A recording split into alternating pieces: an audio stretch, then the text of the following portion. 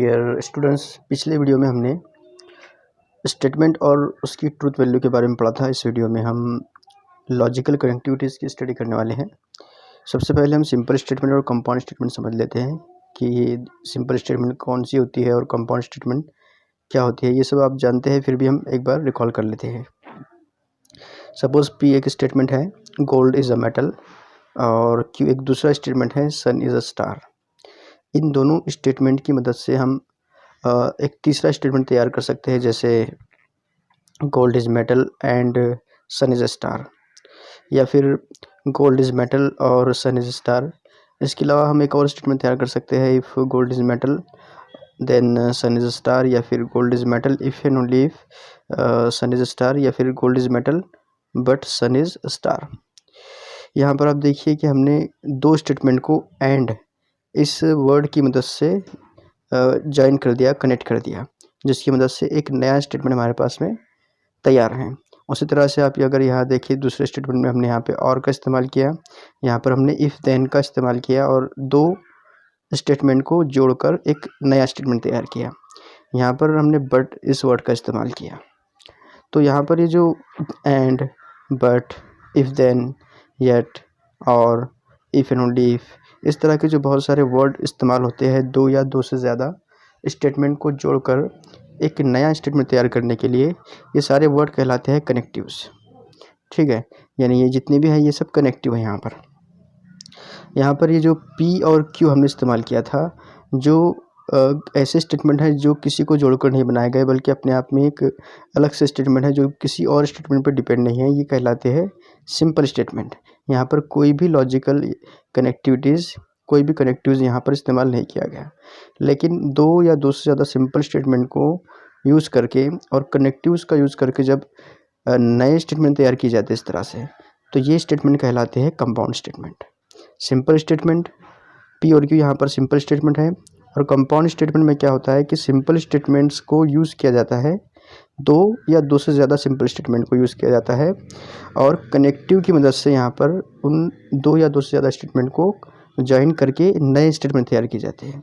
तो जो नए स्टेटमेंट हमको मिलते हैं वो कहलाते हैं कंपाउंड स्टेटमेंट्स। देखिए यहाँ पर जो सिंपल स्टेटमेंट को जोड़कर कंपाउंड स्टेटमेंट जो तैयार करते हैं, उसके लिए जो कनेक्टिविटी यूज़ होती है उसके बारे में भी हम जान लेते हैं। हमें यहाँ पर जिन कनेक्टिविटी की स्टडी करना है उसमें सबसे पहला है कंजक्शन, उसके बाद है डिसजंक्शन, फिर कंडीशनल, फिर बाय कंडीशनल और नेगेशन। इन सभी कनेक्टिविटीज़ की हमें यहाँ पर इस चैप्टर में स्टडी करना है। कनेक्टिविटीज़ क्या होती है आप समझ गए होंगे कि जब हम दो सिंपल स्टेटमेंट को जॉइन करने के लिए किसी वर्ड का यूज़ करते हैं, वो वर्ड कहलाता है कनेक्टिव्स। यहाँ पर हम लॉजिकल कनेक्टिविटी यूज़ करने वाले हैं, क्योंकि हम मैथमेटिकल लॉजिक पढ़ रहे हैं। ठीक है, तो यहाँ पर कनेक्टिविटी तो रहेंगी लेकिन वो लॉजिकल रहेंगे। तो सबसे पहले हम बात करते हैं कंजक्शन की। जब हम दो या दो से ज़्यादा सिंपल स्टेटमेंट को यूज़ करने के लिए अगर हम एंड, बट, स्टिल, दो या इस तरह के वर्ड इस्तेमाल करते हैं, तो हम कहते हैं कि हमने दोनों स्टेटमेंट के दरमियान में कंजक्शन को यूज़ किया। इसके लिए हम सिंबल जो यूज़ किया करते हैं वो इस तरह का होता है। इस बॉक्स के अंदर आप देख सकते हैं, ये उर्दू के 8 की तरह का सिंबल है, ये कंजक्शन के लिए यूज़ होता है। देखिए मिसाल के तौर पर अगर हमारे पास दो सिंपल स्टेटमेंट है, पी एक स्टेटमेंट है 7 इज़ अ प्राइम नंबर, और क्यू एक दूसरा स्टेटमेंट है 8 इज़ एन इवन नंबर, और अगर हमें इन दोनों सिंपल स्टेटमेंट को यूज़ करके इन दोनों का कंजक्शन अगर तैयार करना है तो वो कैसे होगा। तो देखिए यहाँ पर 7 is a prime number and 8 is an even number, हमने इन दोनों सिंपल स्टेटमेंट को ज्वाइन कर दिया, कनेक्ट कर दिया। किसकी मदद से कनेक्ट किया? एंड की मदद से।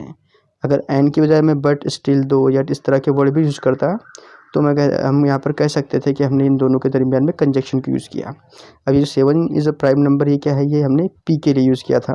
7 is a prime number, P है, एंड इसे एज इट इज़ रखिए फिलहाल। 8 इज़ एन इवन नंबर, हमने यहाँ पर क्यू सिंबल इस्तेमाल किया इसके लिए, तो यहाँ पर बन गया पी एंड क्यू। एंड क्या है यहाँ पर? एंड है कंजक्शन, यानी हम कह सकते हैं पी कंजक्शन क्यू। हमने यहाँ पर पी और क्यू के दरमियान में कंजक्शन यूज़ किया, इसे पढ़ेंगे पी कंजक्शन क्यू, और सिम्बॉलिकली इसे लिखेंगे इस तरह से, पी कंजक्शन क्यू। इस सिंबल को भी कंजक्शन पढ़ा जाता है। इसी तरह से अगर ये इस तरह से होता है, जैसे यहाँ पर 7 is a prime number but 8 is an even number, तो उसके लिए भी हम यहाँ पर सेम सिंबल यूज़ करते हैं, पी कंजक्शन क्यू। ठीक है। अब बात करते हैं डिसजंक्शन की, सॉरी कंजक्शन के बाद में इसके ट्रूथ टेबल की बात करेंगे। तो देखिए ट्रूथ टेबल बहुत इंपॉर्टेंट है, इसके ऊपर हमारे बहुत सारे एग्जाम्पल आते हैं 3 या 4 मार्क्स के लिए, और बहुत ईजी होता है ये। लेकिन उसके लिए आपको ट्रूथ टेबल याद करना बहुत ज़रूरी है, ट्रूथ टेबल के एग्जाम्पल सॉल्व करने के लिए। तो कंजक्शन का सिंबल आपको पता है, पी कंजक्शन क्यू से पढ़ते हैं। जब हम ट्रूथ टेबल तैयार करते हैं तो सबसे पहले हमें दो सिंपल स्टेटमेंट को कंसिडर करना होगा। जैसे हमने यहाँ पर पी और क्यू, ये 2 सिंपल स्टेटमेंट है, इन्हें कंसिडर किया। इसके बाद हम पी कंजक्शन क्यू यहाँ पर लिखेंगे। अगर डिसजंक्शन है तो पी डिसजंक्शन क्यू, अगर इम्प्लीकेशन है तो पी इम्प्लीकेशन क्यू। फिलहाल तो बात कंजक्शन की चल रही है, इसलिए पी क्यू 2 सिंपल स्टेटमेंट और पी कंजक्शन क्यू, ये तीसरा कॉलम इसका तैयार होगा। तो यहाँ पर हमारे 3 कॉलम तैयार हो गए, पी क्यू 2 सिंपल स्टेटमेंट का और तीसरा पी कंजक्शन क्यू का। जो पहला पी वाला कॉलम है, आपको याद रखना है कि कॉलम के अंदर हमको पहले डबल टी डबल एफ इस तरह से लिखना है। ये हर एग्जाम्पल के अंदर हमको यूज़ करना है। देखिए यहाँ पर करना क्या है हमको कंजक्शन के अंदर, कि अगर दोनों भी स्टेटमेंट ट्रू है उसी वक्त हमको ट्रू लिखना है। अगर दोनों में से एक भी फॉल्स है तो उसका आंसर हमको फॉल्स लिखना है। तो पी कॉलम में भी हमने बात की कि डबल टी और डबल एफ इस तरह से लिखना है, ये याद कर लीजिए, ये हमेशा के लिए ऐसे ही रहेगा। पी है तो पी के कॉलम में टी टी एफ एफ इस तरह से रहेगा। अगर एग्जाम्पल में सिर्फ 2 स्टेटमेंट है तो यहाँ पे पहला स्टेटमेंट पी है इसलिए डबल टी डबल एफ, और दूसरे स्टेटमेंट में single T single F, single T single F, T T F F, T F इस तरह से लिखना है। पी कंजक्शन क्यू में क्या करेंगे आप, यहाँ पे सिर्फ इतनी बात याद रखना है कि अगर एक भी फॉल हमको मिलता है इन दोनों में से तो उसका जवाब हमको फॉल्स मिल जाएगा। यूँ समझिए कि यहाँ पर एफ जो है वो 0 की तरह है, टी जो है वो 1 की तरह है, और दोनों का मल्टीप्लिकेशन हमको करना है। 1 इंटू 1 1 होगा, 0 इंटू 1 0 होगा, 0 इंटू 1 0 होगा, 0 इंटू 0 0 होगा, ऐसी बात है। या फिर आप यूँ समझिए कि अगर दोनों में से एक भी फॉल है तो आंसर फॉल्स आएगा। तो इन दोनों में देखिए यहाँ पर कोई फॉल्स है क्या, दोनों में नहीं है, दोनों भी टी है, इसलिए आंसर इसका टी होगा। टी कंजक्शन एफ, दोनों का कंजक्शन फॉल्स होगा क्योंकि दोनों में से एक फॉल्स है। एफ कंजक्शन टी, यहाँ पर दोनों का कंजक्शन होगा फॉल्स। एफ कंजक्शन एफ, ये तो दोनों भी फॉल्स है, इसलिए इनका कंजक्शन भी हमको फॉल्स मिलेगा। तो इस तरह से ये ट्रूथ टेबल काम करता है कंजक्शन का। इसके बाद हम बात करते हैं 3 स्टेटमेंट की। अगर 3 सिंपल स्टेटमेंट दिए हुए, जैसे यहाँ पर हमने डबल स्टेटमेंट लिए थे पी और क्यू, अगर पी क्यू के अलावा एक आर भी वहाँ पर एग्जिस्ट करता है तो ट्रूथ टेबल में आपको क्या करना है, जो पी है वहाँ पर 4 टाइम टी लिखना है। ठीक है, 4 टाइम, 1 2 3 4 हो गए। उसके बाद 4 टाइम एफ लिखना है, 4 टाइम टी 4 टाइम एफ। फिर जो 2 नंबर पे स्टेटमेंट है उसके अंदर डबल टी डबल एफ इस तरह से, और जो लास्ट वाला है उसके अंदर single T single F, single T single F, T F इस तरह से। ठीक है, तो अब अगला जो कनेक्टिविटी है हमारा वो है डिसजंक्शन। डिसजंक्शन में क्या होता है, 2 सिंपल स्टेटमेंट को जब हम और इस कनेक्टिविटी से ज्वाइन करते हैं, जब इस कनेक्टिविटी से हम 2 सिंपल स्टेटमेंट को ज्वाइन करके एक नया स्टेटमेंट तैयार करते हैं तो हम कहते हैं कि हमने दोनों के दरमियान में डिसजंक्शन को यूज़ किया। इसका सिंबॉलिक फॉर्म कंजक्शन का बिल्कुल उल्टा होता है। कंजक्शन कुछ इस तरह से होता है और ये डिसजंक्शन उसका उलट है। तो देखिए यहाँ पर 2 सिंपल स्टेटमेंट लेते हैं हम, P7 is a prime number and Q8 is an even number. ये 2 हम सिंपल स्टेटमेंट हमने फर्ज किए और मैं अब इनको ज्वाइन करता हूँ। 7 इज़ अ प्राइम नंबर और 8 इज़ एन इवन नंबर। इनको ज्वाइन करके एक नया कंपाउंड स्टेटमेंट हमारे पास में तैयार है जिसे हमने और इस कनेक्टिव की मदद से ज्वाइन किया।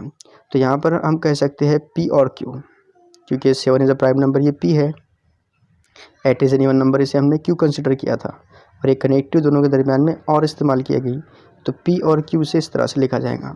अगर सिंबॉलिक फॉर्म में लिखने की बात हो तो P ये पहले स्टेटमेंट का सिंबल है, Q ये इसका सिंबल है, लेकिन और का सिंबल ये इस तरह से होगा। इन्हें हम इसे लिख सकते हैं P डिसजंक्शन Q, यानी P और Q इस तरह से। इसे आप P डिसजंक्शन Q या P और Q भी पढ़ सकते हैं, P डिसजंक्शन Q। इसका मतलब है हमने दोनों सिंपल स्टेटमेंट को डिसजंक्शन से कनेक्ट किया था। इसका ट्रूथ टेबल देख लेते हैं। ट्रूथ टेबल भी इसका बिल्कुल वैसे ही है जैसा कंजक्शन का था। यहाँ पर हमको 2 स्टेटमेंट लेना है सिंपल, और तीसरे कॉलम के अंदर P डिसजंक्शन Q। 3 कॉलम तैयार करेंगे। यहाँ पर आपको ये बात याद रखना है कि अगर दोनों भी फॉल्स है तो इसका आंसर हमको फॉल्स लिखना है। अगर दोनों में से एक भी T है तो आंसर इसका हमको टी मिलेगा। इससे पहले कंजक्शन में क्या था, अगर एक भी फॉल्स है तो आंसर फॉल्स आता है। यहाँ पर अगर एक भी टी है डिसजंक्शन में तो आंसर टी आएगा। तो देखिए पहला कॉलम में हमने पहले भी बात की है, क्या होता है यहाँ पर डबल टी डबल एफ यहाँ पे लिखना है, पी कॉलम में double T double F, Q column के अंदर टी एफ, ठीक है।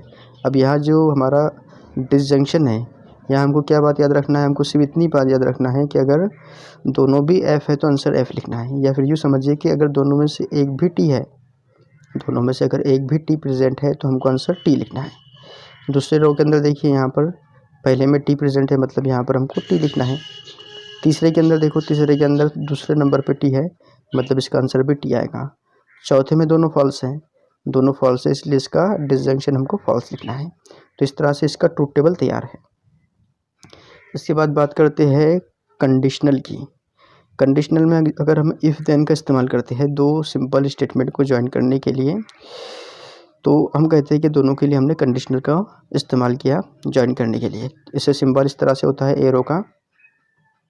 देखिए दो सिंपल स्टेटमेंट लेते हैं हम यहाँ पर, 7 is a prime number, Q यानी 8 इज़ एन इवन नंबर, और दोनों को हम कनेक्ट करेंगे अब कंडीशनल की मदद से। तो ये बनेगा if 7 is a prime number then 8 is an even number. अगर मैं इसे सिंबॉलिक फॉर्म में लिखना चाहूँ तो ये बन जाएगा इफ़ पी देन क्यू, ठीक है, इफ़ पी देन क्यू। और इसे हम पढ़ेंगे पी इम्प्लाइज क्यू या फिर पी कंडीशनल क्यू, ठीक है। तो और भी अगर इसे हम सिंबॉलिक फॉर्म में लिखना चाहें मैथमेटिकल लॉजिक में तो ये इस तरह से होगा, पी इम्प्लाइज क्यू, इसे एरो की तरह इसे लिखा जाएगा और पढ़ा जाएगा पी इम्प्लाइज क्यू या फिर पी कंडीशनल क्यू। तो कंडीशनल इस तरह से काम करता है यहाँ पर।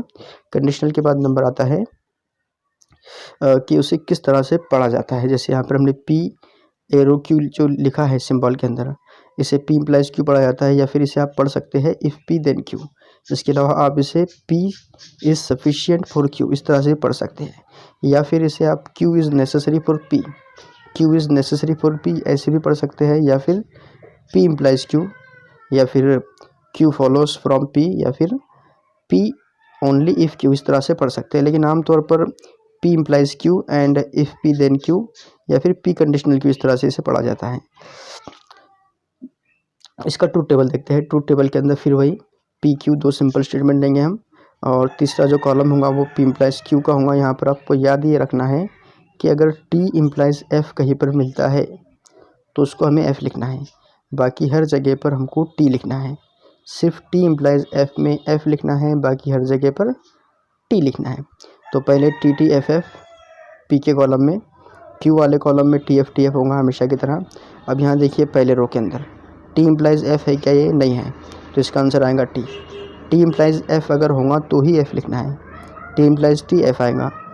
ये टी इम्प्लाइज एफ़ है क्या, बिल्कुल है, टी इम्प्लाइज एफ़ है। P implies Q, T implies F, तो इसका आंसर हमको लिखना है एफ़। इसके बाद F implies T, F implies T, ये टी इम्प्लाइज एफ़ जैसा नहीं है इसलिए इसका भी आंसर हमको टी लिखना है। एफ़ इम्प्लाइज एफ़ लास्ट के अंदर है, इसका आंसर भी आपको टी लिखना है। तो इस तरह से ये तैयार है ट्रूथ टेबल कंडीशनल का। इसके बाद नंबर आएगा बाय कंडीशनल का। बाय कंडीशनल के अंदर हम यूज़ करते हैं if and only if and only if इस कनेक्टिव को इस्तेमाल करते हैं दो सिंपल स्टेटमेंट को जोड़ने के लिए। इसका सिंबल होता है इस तरह का एरो, डबल एरो। इस एरो को यूज़ करते हैं हम बाय कंडीशनल के लिए। तो दो सिंपल स्टेटमेंट लेते हैं हम हमेशा की तरह, 7 is a prime number, 8 is an even number, और जब इसे हम कनेक्ट करेंगे तो वो इस तरह से होगा 7 is prime number if and only if 8 is an even number.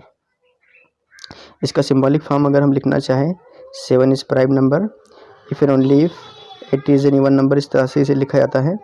तो देखिए हम सिंबॉलिक फॉर्म की बात कर रहे थे, P if and only if Q, P double implies Q, ये होता है उसका symbolic form, P if and only if Q. तो इसे आप इस तरह से भी लिख सकते हैं, आई डबल एफ, इसे पढ़ा जाता है if and only if, P if and only if, या पी डबल इम्प्लाइज क्यू, या फिर पी बाय कंडीशनल क्यू, तीनों भी एक ही है, पी डबल इम्प्लाइज क्यू, या फिर पी बाय कंडीशनल क्यू, या फिर P if and only if Q, या फिर इस तरह से आप लिखिए। तो ये जो इतने भी हैं सबके सब एक ही है। उसके बाद हम देखते हैं ट्रूथ टेबल। ट्रूथ टेबल के अंदर फिर वही होगा पी क्यू दो सिंपल स्टेटमेंट, और तीसरे नंबर पे दोनों का कनेक्टिव्स। तो आपको ऐसा करना है, यहाँ पर इतनी ही बात याद रखना है कि अगर दोनों का स्टेटमेंट एक जैसा है, अगर दोनों की बात अगर मैच करती है तो हमको आंसर टी लिखना है। यानी अगर दोनों टी है तो आंसर टी आएगा, दोनों एफ है तो भी आंसर टी आएगा। अगर दोनों अलग अलग हैं तो हमको एफ लिखना है। तो पहले टी टी एफ एफ लिख लेते हैं पहले कॉलम में, क्यू के कॉलम के अंदर आएगा टी एफ। अब देखिए पहला जो रो है उसमें दोनों एक जैसे है क्या? बिल्कुल है, आंसर टी आएगा। दूसरे रो के अंदर पहला टी दूसरा एफ, दोनों डिफरेंट है, यहाँ पर हमको एफ लिखना है। तीसरे के अंदर पहला एफ दूसरा टी डिफरेंट है, आंसर एफ आएगा। लास्ट में दोनों एक जैसे है, आंसर आएगा टी। तो इस तरह से ये बाई कंडीशनल काम करता है। तो अभी हमने पढ़ा यहाँ पर बाई कंडीशनल। अब देखिए नेगेशन तो बहुत आसान है, यहाँ पर इस तरह का सिंबल यूज़ होता है। तो पी अगर स्टेटमेंट है 7 इज़ अ प्राइम नंबर, तो इसका जो नेगेशन होगा वो होगा 7 is not a prime number. इसके बाद आप इसे लिख सकते हैं नेगेशन पी, और सिंबॉलिक फॉर्म में वो इस तरह से होगा। इसे आप पढ़ेंगे नेगेशन पी या फिर नॉट पी। नॉट पी भी इसे आमतौर पर पढ़ा जाता है। जैसे यहाँ पर क्यू है 8 इज़ एन इवन नंबर, इसका नेगेशन होगा 8 is not an even number. अगर है 8 is not an even number तो इसका नेगेशन होगा 8 इज़ एन इवन नंबर। यहाँ पर नॉट था तो नॉट के नेगेशन में नॉट ख़त्म हो जाएगा। यहाँ पर जैसे माइनस माइनस ख़त्म होकर प्लस बनता है, वैसे ही ये नॉट और ये नॉट मिलकर यहाँ पर ऐसी टर्म मिली जिसके अंदर नॉट प्रेजेंट नहीं है, तो इसका सिंबल भी वैसे ही होगा नॉट पी। इसे आप नॉट पी पढ़िए या फिर नेगेशन पी पढ़िए, एक ही बात है। इसका ट्रूथ टेबल ज़्यादा मुश्किल नहीं है। ट्रूथ टेबल में आपको एक ही स्टेटमेंट यूज़ करना है। जैसे यहाँ पर पी है तो अगले कॉलम में पी का नेगेशन रहेगा, तो यहाँ पर आपको टी एफ यूज़ करना है। सिर्फ टी का नेगेशन एफ होगा और एफ का नेगेशन टी होगा। जैसे हाँ का नेगेशन नहीं होगा वैसे नहीं का नेगेशन हाँ होता है, यस का नो, नो का यस, तो ऐसे टी का एफ और एफ का टी होगा नेगेशन। उसी तरह से अगर मैं डबल नेगेशन की बात करूँ, नेगेशन का नेगेशन, तो यहाँ पर आप देखिए इस नॉट पी का नेगेशन क्या होगा, यानी एफ़ का नेगेशन यहाँ पर हमको टी मिलेगा, इस टी का नेगेशन मुझे यहाँ पर एफ़ मिलेगा। यहाँ पर पी और नेगेशन ऑफ नॉट पी दोनों सेम है, यानी यहाँ पर जिस तरह से माइनस माइनस प्लस होता है बिल्कुल वैसे ही ये नेगेशन काम करता है। नेगेशन का नेगेशन हमको पी मिल गया यहाँ पर, टी एफ। तो ये बात भी आपको याद रखना है। लॉजिकल कनेक्टिविटी में हमने conjunction, disjunction, conditional, bye conditional और नेगेशन की बात की। इसमें किन वर्ड्स के लिए ये यूज़ होता है इसकी भी बात की यहाँ पर, और उनके सिंबॉलिक फॉर्म भी देखें, और साथ भी हमने इसके ट्रूथ टेबल की भी बात की। तो आप देख सकते हैं यहाँ पर कंजक्शन के लिए हम एंड, बट, स्टिल, दो इस तरह के वर्ड यूज़ करते हैं, ये उसका सिंबॉलिक फॉर्म है। डिसजंक्शन के लिए और, ये सिंबॉलिक फॉर्म। कंडीशनल के लिए इफ देन, ये उसका सिंबल है। बाय कंडीशनल के लिए इफ एंड ओनली इफ, ये सिंबल है उसका। और ये नेगेशन, ये आपको टेक्स्ट बुक में भी मिल जाएगा। अब देखिए हम बात करते हैं सॉल्व एग्जाम्पल की, जो कि पेज नंबर 5 पर है टेक्स्ट बुक की। तो क्वेश्चन इस तरह से है, express the following compound statement symbolically without examine truth table. यहाँ पर हमें ट्रूथ टेबल का इस्तेमाल नहीं करना है और कंपाउंड स्टेटमेंट को सिम्बॉलिकली रिप्रेजेंट भी करना है, यहाँ पर एक्सप्रेस करना है। तो देखिए यहाँ पर सबसे पहला है 2 is an even number and 25 is a perfect square. तो करना क्या है हमको यहाँ पर, express following compound statement symbolically, इसे हमें पहले सिम्बॉलिकली रिप्रेजेंट करना है और उसकी ट्रूथ वैल्यू भी लिखना है। तो देखिए यहाँ पर दो सिंपल स्टेटमेंट कौन कौन से हैं, 2 इज़ इवन नंबर और 25 इज़ अ परफेक्ट स्क्वायर, और इन दोनों को कनेक्ट किया गया है एंड इस वर्ड से। तो हम पहले पी कंसिडर करते हैं, पी यानी पहला statement 2 is an even number. उसके बाद दूसरा स्टेटमेंट है 25 इज़ अ परफेक्ट स्क्वायर, उसे हमने क्यू कंसिडर किया। अब जैसा कि सवाल में दिया हुआ है वैसे ही हम लिखेंगे। सवाल में कैसे दिया हुआ है, 2 is an even number and 25 is a perfect square. 2 is an even number के लिए हम पी इस्तेमाल करेंगे, यहाँ पर हमने पी इस्तेमाल किया। एंड के लिए हम क्या इस्तेमाल करते हैं, कंजक्शन के साइन, तो फिलहाल अब यहाँ पर एंड लिखिए। 25 स्क्वायर के लिए हमने क्या लिया, 25 इज़ अ परफेक्ट स्क्वायर के लिए क्यू इस्तेमाल किया। एंड के लिए आप कंजक्शन इस्तेमाल करें तो पी कंजक्शन क्यू, ये उसका सिंबॉलिक फॉर्म हमको यहाँ पर मिल गया। तो it is a symbolic form of given compound statement. इसके बाद अगला है स्कूल इज़ ओपन और there is a holiday. School is open और देयर इज़ अ हॉलीडे। ठीक है, यहाँ पर दो सिंपल स्टेटमेंट है। पहला है पी, स्कूल इज़ ओपन, दूसरा है Q, there is a holiday, और दोनों को कनेक्ट किया गया है और से। स्कूल इज़ ओपन और there is holiday. School is open के लिए हमने पी इस्तेमाल किया और देयर इज़ हॉलीडे के लिए हमने क्यू इस्तेमाल किया। इसका सिंबॉलिक फॉर्म होगा और के लिए हम डिसजंक्शन यूज़ करते हैं, तो पी डिसजंक्शन क्यू, ये उसका सिंबॉलिक फॉर्म यहाँ पर हमको मिलता है। Delhi is in India but Dhaka is not in Sri Lanka. Solution में आप सबसे पहले देखिए यहाँ पर दो स्टेटमेंट है, एक Delhi is in India, Dhaka is not in Sri Lanka, दोनों को बट इस कनेक्टिव से जोड़ा गया है। तो हम यहाँ पर दो सिंपल स्टेटमेंट लेते हैं, एक है दिल्ली इज़ इन इंडिया और दूसरा लेते हैं ढाका इज़ इन श्रीलंका। इस नॉट को फिलहाल रहने दें, तो हम क्यों कंसिडर करेंगे ढाका इज़ इन श्रीलंका। अब क्योंकि हमारे जो क्वेश्चन है उसके अंदर हमको Dhaka is not in Sri Lanka दिया हुआ है, तो इस क्यू को हम नॉट क्यू में कन्वर्ट कर लेंगे। ये निगेशन क्यू क्या मिलेगा, अगर ढाका इज़ श्रीलंका क्यू है तो इसका निगेशन होगा Dhaka is not in Sri Lanka, तो नॉट क्यू हमको मिलेगा Dhaka is not in Sri Lanka. अब जो सिंपल स्टेटमेंट हमको दिया हुआ है उसे लिखते हैं, Delhi is in India but Dhaka is not in Sri Lanka. Delhi is in India के लिए हम पी इस्तेमाल करेंगे, बट एज इट इज़ रहेगा Dhaka is not in Sri Lanka के लिए हम नॉट क्यू इस्तेमाल करेंगे। ठीक है, बट हम कब यूज़ करते हैं, तो बट यूज़ करते हैं कंजक्शन के लिए। ठीक है, तो पी कंजक्शन क्यू यहाँ पर हमको मिलेगा, पी कंजक्शन नॉट क्यू। तो ये होगा सिंबॉलिक फॉर्म इस कंपाउंड स्टेटमेंट का।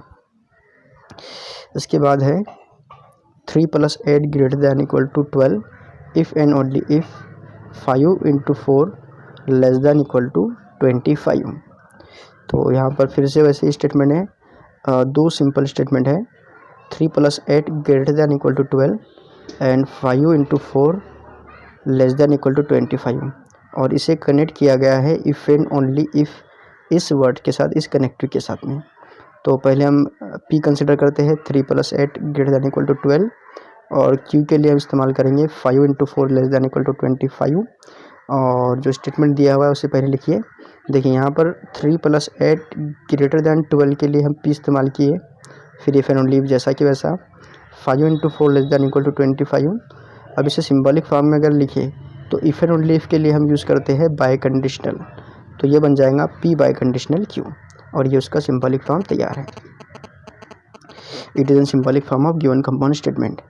इसके बाद है question number 2, right the truth value of the following statements. देखिए अगला क्वेश्चन है जिसमें हमको स्टेटमेंट्स लिखना है,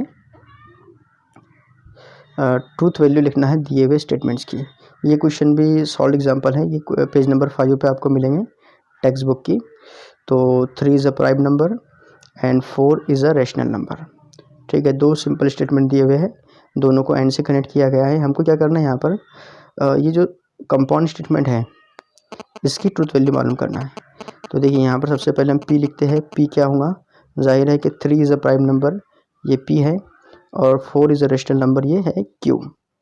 अब यहाँ पर आपको दोनों की सेपरेट ट्रूथ वैल्यू मालूम करने की ज़रूरत है। तो सिंबॉलिक फॉर्म सबसे पहले देखिए यहाँ पर P, 3 is a prime number, ये पी है, और दोनों को कनेक्ट किया गया है एंड से, तो एंड यानी कंजक्शन, और क्यू के लिए हम यूज़ करेंगे 4 इज़ अ रैशनल नंबर। तो ये उसका सिंबॉलिक फॉर्म हमको मिल गया है, जिसकी प्रैक्टिस हमने इससे पहले के एग्जाम्पल में की है। सिंबॉलिक फॉर्म हमको मालूम नहीं करना है, हमको ट्रूथ वैल्यू मालूम करना है, लेकिन ट्रूथ वैल्यू के लिए सिंबॉलिक फॉर्म का मालूम होना ज़रूरी है। आप उसे डायरेक्ट भी ट्रूथ वैल्यू मालूम कर सकते हैं, लेकिन अभी शुरुआत है इसलिए सिंबॉलिक फॉर्म मालूम करना बहुत इंपॉर्टेंट है। तो सिंबॉलिक फॉर्म हमारे पास तैयार है। अब देखिए यहाँ पर 3 is a prime number, 3 prime number है, बिल्कुल है, यानी ये जो पी स्टेटमेंट है सिंपल स्टेटमेंट, ये ट्रू है, और ट्रू के लिए हम कैपिटल टी इस सिंबल का इस्तेमाल करते हैं। 4 इज़ अ रैशनल नंबर, क्या 4 रैशनल नंबर है, जी हाँ 4 रैशनल नंबर है, तो इसकी ट्रूथ वैल्यू हमको टी मिल गई। अब जो सिंबॉलिक फॉर्म हमारे पास है इसमें पी की वैल्यू हमको टी रखना है और क्यू की वैल्यू भी टी रखना है, तो टी कंजक्शन टी हमको मिलेगा। हमने जब ट्रूथ टेबल की बात की थी कंजक्शन की, तो उसमें हमने यही बात की थी कि अगर दोनों भी टी है तो इसका आंसर हमको टी मिलता है, और अगर एक भी फॉल्स है तो आंसर फॉल्स मिलता है। तो इसी का यूज़ करेंगे हम यहाँ पर दोनों भी टी है, इसलिए हमको इसकी जो कंपाउंड ट्रूथ वैल्यू है वो मिलेंगी कैपिटल टी। तो truth value of given compound statement is T. ये पहला एग्जांपल यहाँ पर सॉल्व होता है। अब देखिए सिमिलर एग्जांपल है, ऑल फ्लावर्स आर रेड और ऑल काउस आर ब्लैक। इस तरह के दो सिंपल स्टेटमेंट को जोड़ा गया है और की मदद से।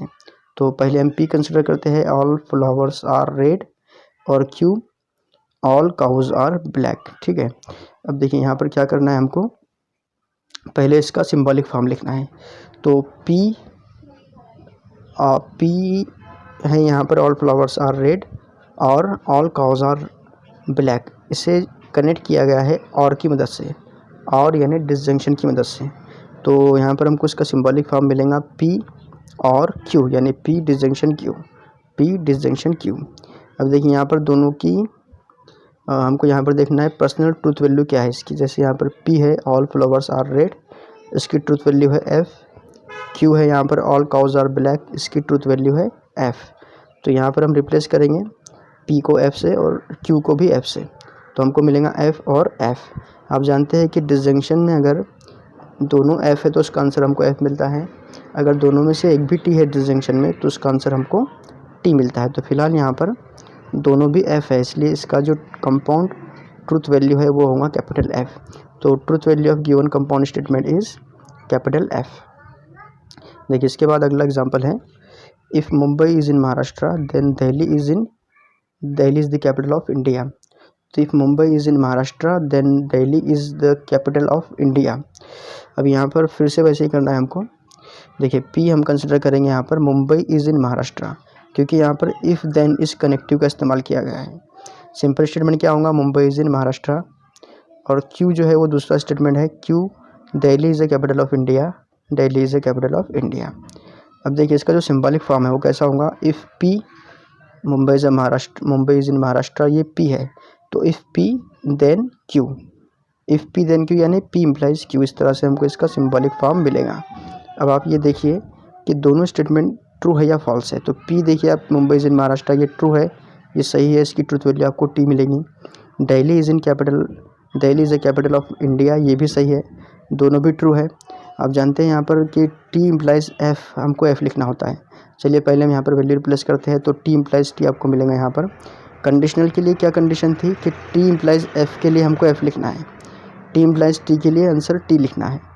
टी इम्प्लाइज एफ के लिए यहाँ पर एफ होगा, बाकी किसी भी कंडीशन के लिए हमको टी लिखना है। तो ये टी इम्प्लाइज एफ तो बिल्कुल भी नहीं है, टी इम्प्लाइज टी का आंसर हमको मिलेगा टी, यानी जो ट्रूथ वैल्यू है कंपाउंड स्टेटमेंट की वो है कैपिटल टी। इसके बाद जो तीसरा एग्जांपल है, milk is white if and only if the sun rise in the west. जाहिर है कि पी इसके अंदर मिल्क इज़ वाइट होगा और क्यू होगा the sun rises in the west. ठीक है, ये दो सिंपल स्टेटमेंट हमको यहाँ पे मिल गए। इसे कनेक्ट किया गया है इफ़ एंड ओनली इफ़, इस कनेक्टिव की मदद से। तो इफ़ एंड ओनली इफ़ के लिए हम बाय कंडीशनल यूज़ करते हैं, तो इसका जो सिंबॉलिक फॉर्म होगा पी बाय कंडीशनल क्यू, इस तरह से होगा, P biconditional Q. Milk is white, इसकी ट्रूथ वैल्यू टी है। The sun rises in the west, ये फॉल्स है। ठीक है, तो यहाँ पर कंडीशन क्या होंगी अपनी, बाय कंडीशनल में ये टी बाय कंडीशनल एफ, इस तरह से हमको यहाँ पे मिलेगा। तो आप जानते हैं कि टी बाय कंडीशनल एफ, ये एफ होगा, क्योंकि कंडीशन क्या है कि अगर दोनों एक जैसे है बाय कंडीशनल में तो हमको टी लिखना होता है। यहाँ पे दोनों एक जैसे हुए तो हमको टी लिखना है, वरना एफ लिखना है। तो यहाँ पर टी बाय कंडीशनल एफ जो है वो इक्वल टू एफ होगा। तो truth value of the compound statement is F. यहाँ पर एग्जांपल कंप्लीट होता है।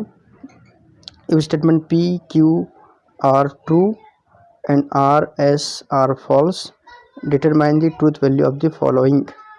ठीक है, ये तीसरा एग्जांपल है जो कि पेज नंबर 5 पर है। ठीक है, एग्जांपल है यहाँ पर नॉट पी एंड पी और नॉट आर।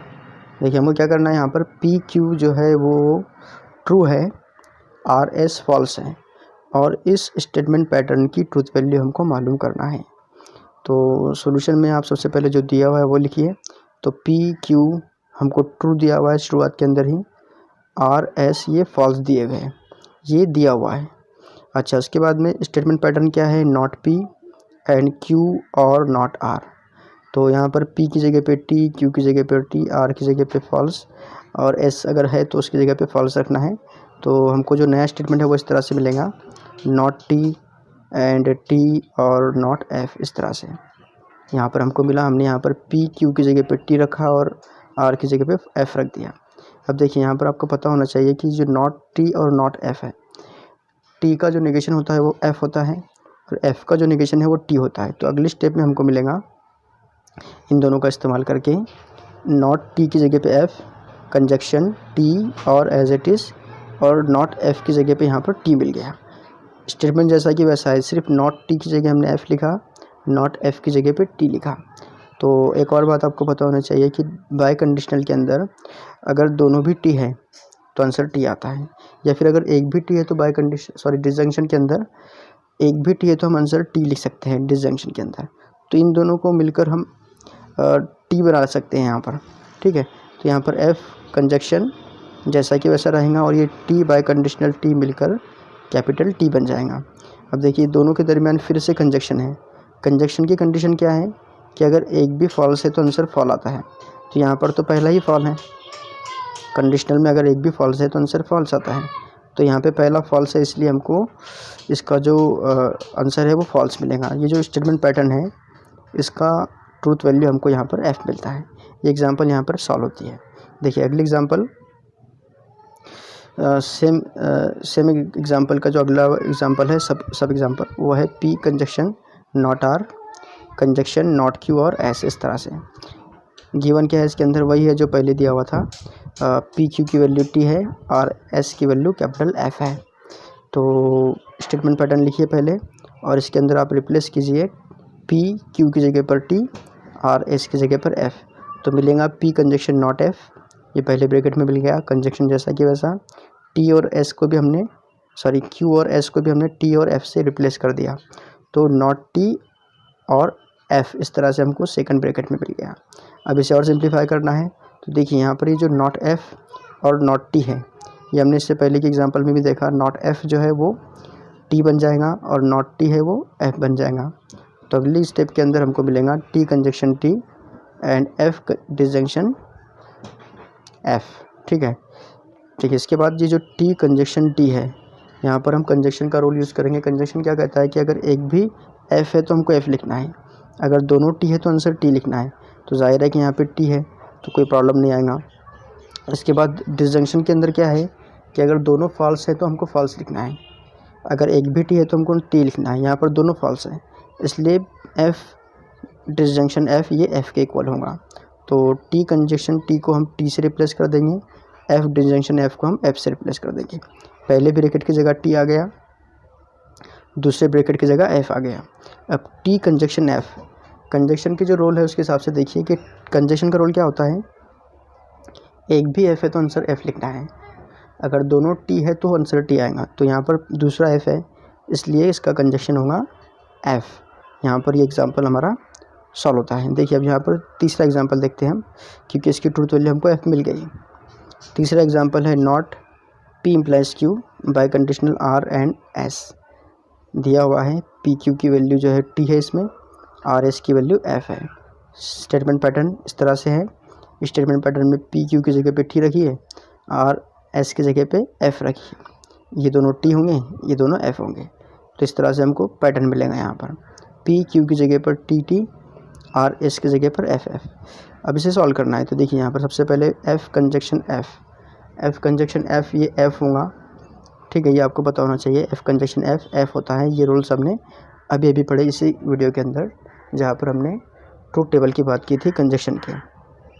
इसके बाद ये बन जाएगा नॉट निगेशन ऑफ ब्रैकेट में T implies T bye conditional F. अब ये टी इम्प्लाइज टी क्या होगा, तो आप जानते हैं कि टी इम्प्लाइज एफ एफ होता है, बाकी सबके सब टी होते हैं, यानी टी इम्प्लाइज टी ये भी टी होगा। तो इसे हम लिख सकते हैं not T bye conditional F. अब ये नॉट टी को हम एफ लिख सकते हैं, जाहिर है नॉट टी की वैल्यू एफ होती है। तो ये बन जाएगा एफ बाय कंडीशनल एफ। और बाय कंडीशनल का रोल आपको पता है कि दोनों भी अगर एक जैसे हैं तो हमको टी मिलता है। ये पहला भी एफ है दूसरा भी एफ है, तो एफ बाय कंडीशनल एफ ये टी होता है। तो इस तरह से हमको इसकी ट्रूथ वैल्यू टी मिलेंगी। तो truth value of given statement pattern is capital T, ठीक है। इसके बाद में अगला एग्जांपल देखिए not P implies Q and R biconditional S, ठीक है। इसमें वही दिया हुआ है जो पहले दिया हुआ था, टी पी और क्यू की वैल्यू है, एफ आर और एस की वैल्यू है। स्टेटमेंट पैटर्न लिखिए, रिप्लेस कीजिए पी क्यू को टी से आर एस को एफ से, तो ये दोनों भी टी होंगे, ये दोनों भी एफ होंगे। तो सिंप्लीफाई करें इसे, ये टी बाय कंडीशनल टी, ये एफ होगा, यानी हमको अगली स्टेप में मिलेगा not T implies T and F bye conditional F की जगह हमने टी को रिप्लेस कर दिया। अब अगली स्टेप में इस नॉट टी की जगह पे हम एफ को रिप्लेस करेंगे, तो यहाँ पर एफ आ गया, F implies T conjunction T, ठीक है, इज इक्वल टू अगली स्टेप में आप देखिए एफ इम्प्लाइज टी जो है वो टी के इक्वल होगा, क्योंकि टी इम्प्लाइज एफ हमको एफ लिखना होता है, बाकी सब जो है वो टी होते हैं, तो एफ इम्प्लाइज टी ये भी टी के इक्वल है। तो हमको यहाँ पे मिलता है टी कंजक्शन टी, जो कि जाहिर है कि टी के इक्वल होगा, टी कंजक्शन टी ये टी के इक्वल होता है। तो यहाँ पर इसका स्टेटमेंट पैटर्न हमको मिलता है, इसकी ट्रूथ वैल्यू हमको मिलती है कैपिटल टी। देखिए इसके बाद है क्वेश्चन नंबर एग्जाम्पल नंबर 4, जो कि पेज नंबर 5 पर ही है। ये सब सॉल्व एग्जाम्पल है टेक्स्ट बुक के। तो हमें नेगेशन लिखना है। नेगेशन में पहला क्या है, प्राइस इंक्रीजेस, तो प्राइस इंक्रीजेस का नेगेशन होगा प्राइस डज नॉट इंक्रीजेस। एकदम सिंपल सवाल आता है ये। 0 फैक्टोरियल नॉट इक्वल टू 0, तो इसका नेगेशन होगा 0 factorial equal to 0। 4 + 5 equal to 9, इसका नेगेशन होगा 4 + 5 नॉट इक्वल टू 9। तो अगर आपने अभी तक हमारे चैनल को सब्सक्राइब नहीं किया है तो please subscribe our channel and thanks for watching.